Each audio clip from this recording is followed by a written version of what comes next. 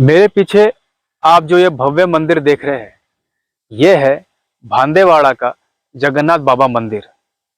जगन्नाथ बाबा प्रसिद्ध संत है। लोगों में उनकी बहुत मान्यता है, आस्था है, विश्वास है। जगन्नाथ बाबा का जन्म भांदेवाड़ा में हुआ था और जब उन्होंने अपनी देह छोड़ी तो उन्हें समाधि भी भांदेवाड़ा में ही दी गई, जिसके ऊपर ये विशाल मंदिर बना है। इस मंदिर का महत्व वही है जो शिरडी के साईं बाबा का है और शेगांव के गजानन महाराज मंदिर का है। यह है जगन्नाथ बाबा का मंदिर, जिसका स्वरूप बहुत विशाल है, बहुत भव्य है। और यहाँ पर 16 तारीख को जो मेला लगता है, 16 तारीख को जो लोगों का हुजूम उमड़ पड़ता है, जो श्रद्धालु यहाँ पर जगन्नाथ बाबा के दर्शन के लिए आते हैं, उसकी कोई सीमा नहीं। जगन्नाथ महाराज जी के मंदिर में हम लोग पहुंच गए हैं।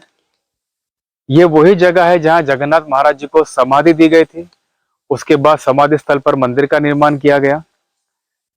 इस जगह पर जगन्नाथ बाबा का पूरा जीवन रचा बसा हुआ है, क्योंकि जगन्नाथ महाराज की शुरुआत भांदेवाड़ा से ही हुई थी।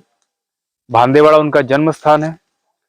उनका जन्म रामनवमी के दिन 28 मार्च 1931 को हुआ था।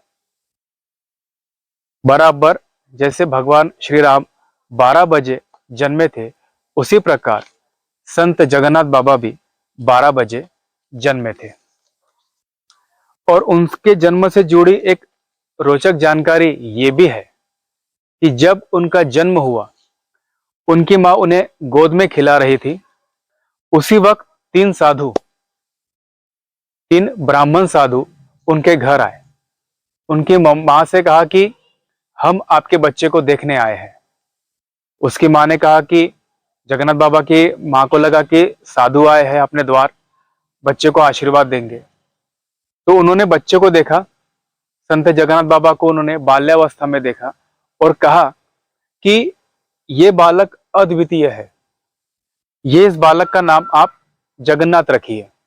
ऐसा कहकर वे साधु उनके घर से निकल गए। जब उनकी मां उन साधुओं के पीछे गई तो वो साधु कहीं नहीं दिखाई दिए, वे अदृश्य हो गए। उन्हें हर गली, हर कुचे में ढूंढा, हर जगह ढूंढा, लेकिन वे साधु कहीं भी दिखाई नहीं दिए। तो भक्तों का ऐसा विश्वास है कि वे साधु ब्रह्मा विष्णु महेश साक्षात स्वरूप में आए थे जगन्नाथ बाबा के दर्शन करने के लिए। और उन्होंने कहा कि ये जगन्नाथ है, जगत का नाथ है, इसलिए इनका नाम जगन्नाथ रखिए। और जगन्नाथ बाबा का नाम जगन्नाथ रखा गया। अब धीरे धीरे चलते हम लोग जगन्नाथ महाराज की समाधि की ओर। जब जगन्नाथ बाबा ने देह छोड़ी, वो वर्ष था 1996। उस वक्त गर्मी का प्रचंड प्रकोप था। लेकिन जब जगन्नाथ बाबा देह छोड़ रहे थे, उस वक्त भयंकर बारिश हुई, बिजलियों की गड़गड़ाहट हुई। लोगों को समझ में नहीं आया कि गर्मी के दिनों में इतनी बारिश कैसे हो रही है।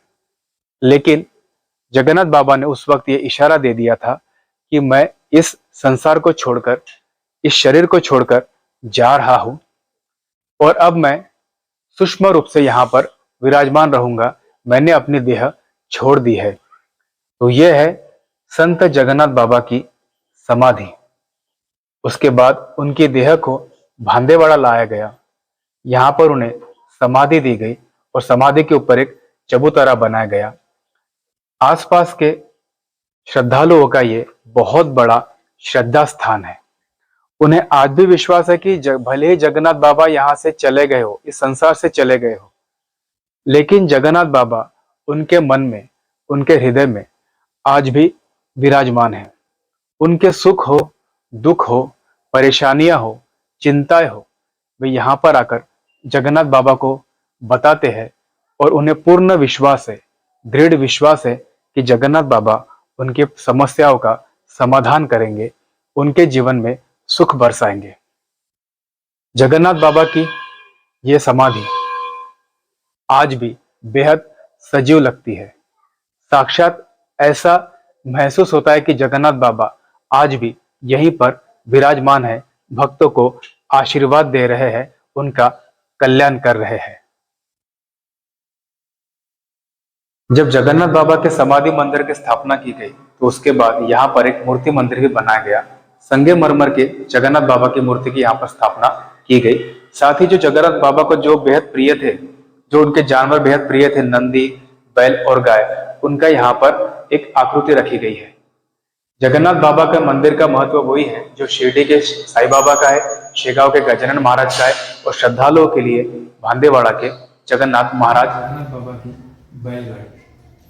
बैलगाड़ी मराठी में इसे दमनी कहा जाता है।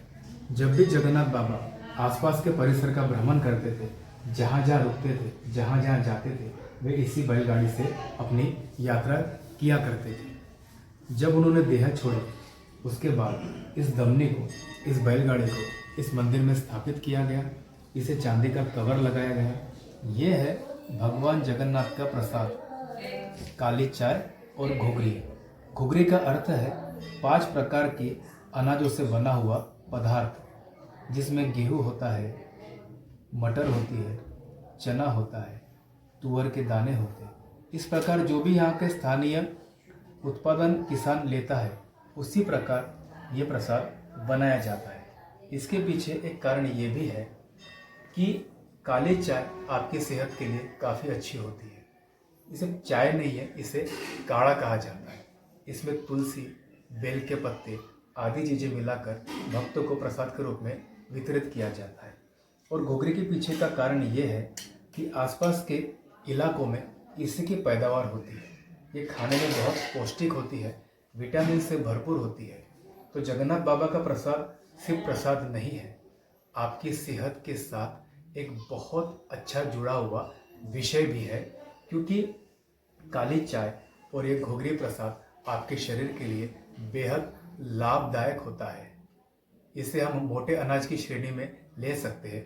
तो जगन्नाथ बाबा ने बहुत पहले ही ये सोच लिया था कि उनके भक्त यहाँ पर जो भी उनके दर्शन के लिए आएंगे, उन्हें इसी प्रकार का प्रसाद दिया जाएगा, जो स्वास्थ्यवर्धक होगा, पौष्टिक होगा, लोगों के लिए फायदेमंद होगा।